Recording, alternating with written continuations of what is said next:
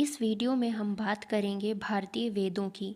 भारत का सर्व प्राचीन धर्म ग्रंथ वेद है, जिसके संकलनकर्ता महर्षि कृष्णद्वैपायन वेद व्यास को माना जाता है। वेद वसुदेव कुटुंबकम का उपदेश देता है। वेद चार हैं: ऋग्वेद, यजुर्वेद, सामवेद एवं अथर्ववेद। इन चार वेदों को ही संहिता कहा जाता है। ऋग्वेद ऋचाओं के क्रमबद्ध ज्ञान के संग्रह को ऋग्वेद कहा जाता है। इसमें 10 मंडल, 1028 सूक्त एवं 10,462 ऋचाएँ होती हैं। इस वेद के ऋचाओं के पढ़ने वाले ऋषि को होत्री कहते हैं। इस वेद से आर्य के राजनैतिक प्रणाली, इतिहास एवं ईश्वर की महिमा के बारे में जानकारी मिलती है। विश्वामित्र द्वारा रचित ऋग्वेद के तीसरे मंडल में सूर्य देवता सावित्री को समर्पित प्रसिद्ध गायत्री मंत्र है। इसके 9वें मंडल में देवता सोम का उल्लेख मिलता है। 8वें मंडल की हस्तलिखित ऋचाओं को खिल कहा जाता है।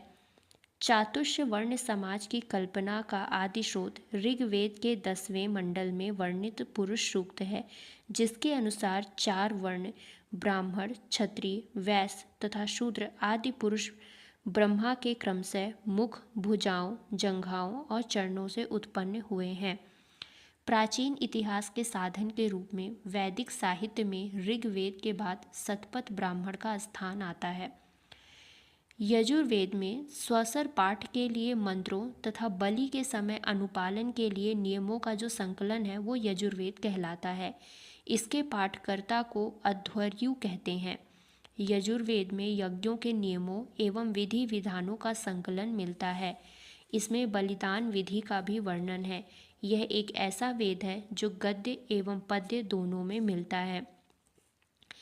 सामवेद में साम का शाब्दिक अर्थ होता है गान। इस वेद में मुख्यतः यज्ञों के अवसर पर गाए जाने वाले मंत्रों का संकलन होता है।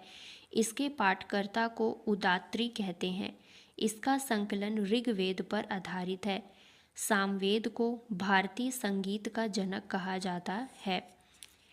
अथर्ववेद में अथर्वा ऋषि द्वारा रचित इस वेद में कुल 731 मंत्र तथा लगभग 6000 पद हैं। इसके कुछ मंत्र तो ऋग्वैदिक मंत्रों से भी प्राचीनतर हैं। औषधों का उल्लेख सबसे पहले अथर्ववेद में ही मिलता है। अथर्ववेद में ही परीक्षित को कुरुओं का राजा कहा गया है तथा कुरु देश की समृद्धि का अच्छा चित्रण मिलता है। इसमें सभा एवं समिति को प्रजापति की 2 पुत्रियां कहा गया है।